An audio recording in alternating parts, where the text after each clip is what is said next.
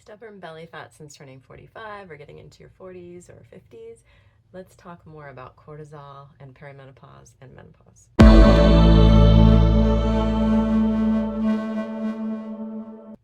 I'm Dr. Shelley Meyer. Thanks so much for being here.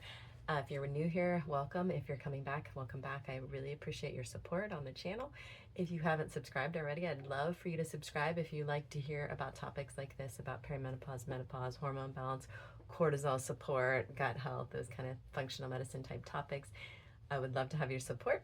I'm a functional medicine doctor, registered dietitian, and family doctor, and I have my own practice in Denver, Colorado, where I work on all of these things with my patients. And I've been through menopause myself and been through cortisol issues. So stubborn belly fat can occur in perimenopause and menopause, and it's often due to a lot of factors, but part of that is cortisol. So cortisol can be imbalanced during this time of your life. I have on my blog, perimenopause.help, some information on that. I've also had some other videos on cortisol and menopause and cortisol in general and supporting that. So you can check those out for more resources, and I'll put the links in the description. But the hormonal shifts during perimenopause and menopause can lead to an increase in cortisol. Also, which is our stress hormone. Also, we can have more difficulty sleeping in perimenopause and menopause and have less energy. Sometimes we're not exercising as much, or our mood is off, and so we're not feeling like we have the energy to do the things that we used to do. And that can all play a part in this cortisol shift. So what does that have to do with, and I'm going to talk today about the Lumen device also and how that can help with cortisol imbalance. I have some other videos on that, and so I'm going to talk about that and mitochondrial health and all of that. So your mitochondria, speaking of that, you have interact with the whole brain health and piece of perimenopause and menopause, but also with cortisol. So those are the powerhouses of your cells. They are helpful and responsible for a lot of things, but they can be very helpful in metabolism, and cortisol interacts with metabolism. So the mitochondria produce energy, and they help regulate metabolism and our energy levels and even our sleep. So we can't forget about that in this conversation. And then one of the links between cortisol and mitochondria is that cortisol tell your mitochondria when it's time to switch to what we call carb burn for a quick power boost of processing like the carbs you're eating, and or like after exercise. So that's kind of one of the links between cortisol and mitochondria. And then that's a short-term spike. We want it to be a short-term spike where we switch into that carb burning, and that helps us get through stressful times. But we don't want to chronically stay in this chronically elevated cortisol state and the chronic state of carb burn.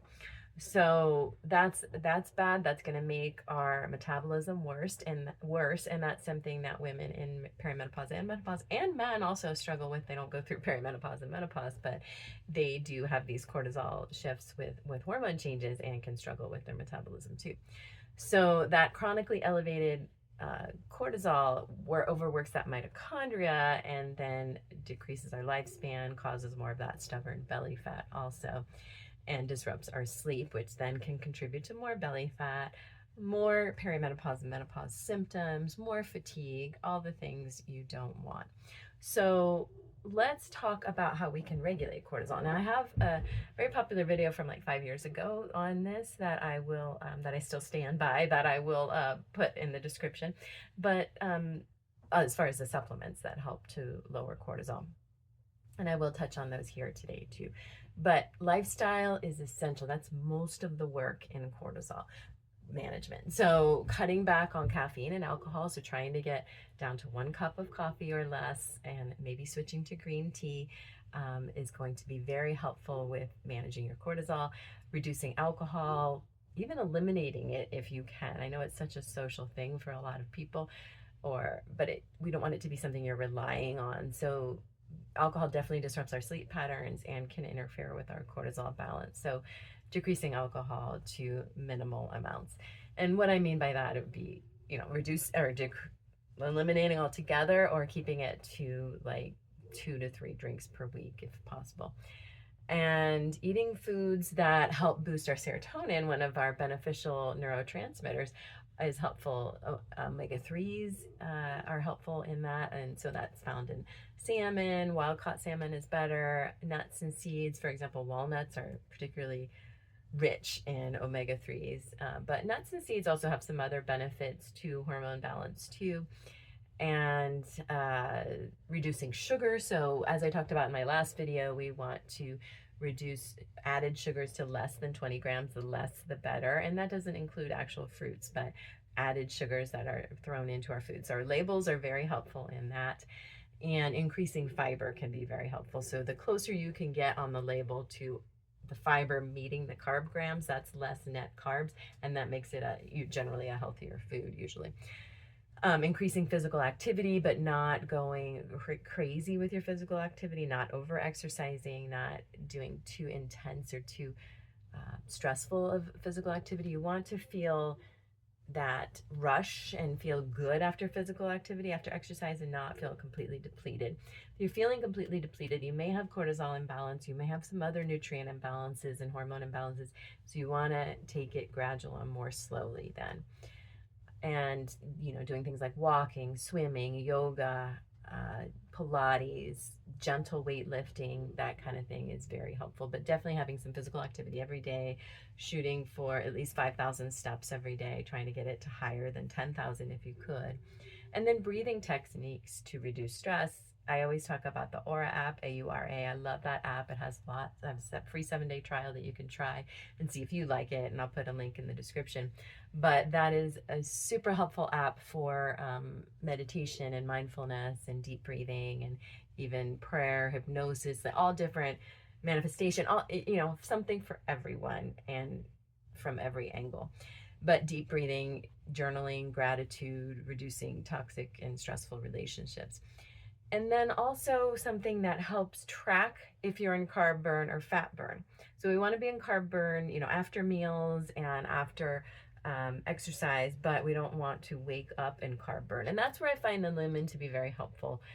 I have videos on how to use it and more detail on it, but I wanted to talk about it being another tool for cortisol and menopause and perimenopause. So it's a device you breathe into, and I'll refer you to those other videos, but can help with metabolism tracking, help switch you from carb burn to fat burn, and help you with weight loss. And that is a big issue in perimenopause and menopause. So I'll put a link in the description where you can save money on that. But it can be very personalized. I mean, it can help you be more personalized. Sometimes it's such a guessing game with metabolism in perimenopause and menopause. So that's where the Lumen device can be very helpful. Some other things I can find helpful, in addition to lifestyle, which is the most important thing, reducing your stress, getting 7 to 9 hours of sleep, eating a healthy diet that's real food, organic, high fiber, low added sugar, and high in vegetables, like 3 to 5 servings of vegetables or more per day, and 2 servings of a healthy fruit. Those are all essential. Getting those in place, and then you can consider supplements. So some supplements that help to balance cortisol and reduce cortisol, particularly if you're in a very stressful, high cortisol state, is one thing I like is L-theanine and phosphatidylserine. I was about to say choline, that's for a different purpose. There's some blends that have these in there, and some other cortisol adaptogenic herbs. And that would be, some of my favorites are Cortisol Manager and Cortisol Calm. I like those equally. They're about the same, but they have a slightly different. The Cortisol Manager has the phosphatidylserine. So you can try either one under the guidance of your healthcare provider, of course, because I don't know your unique situation. So those are some helpful blends. If you find cortisol, if you test it and you find it's like up and down, adaptogens even more so can be more helpful, like HPA Adapt. That's a blend that has some different herbal adaptogens in there, like maca, which can be very helpful in perimenopause and menopause for testosterone shifts and estrogen shifts anyway, but also is a super helpful cortisol adaptogenic herb. So blends with maca in there, like the HPA Adapt, can be helpful. Blends with ashwagandha in there can be very helpful. And let's see, what else am I forgetting? Those are my favorites that I use the most frequently with my patients, particularly with high cortisol, and to lower cortisol to kind of get that out of that carb burn, you know, with using guidance like the Lumen, but also these supplements can help you get out of that carb burn cortisol belly fat accumulation, and those would be mostly the ones that I use. Like if your cortisol is high, is the cortisol calm and cortisol manager, and you can add to that L-theanine, which is a very safe supplement. So those are some of my recommendations for that, but definitely you can't forget about the lifestyle piece. Lumen can be guidance for that, for metabolism tracking and shifting, but you also can't forget about the importance of sleep, diet, and supportive exercise and mindfulness. So if you have any questions, please let me know in the comments. I really appreciate you being here. I really appreciate you liking, subscribing, sharing. That's really essential to the channel and to keep it growing. And I will see you in the next video.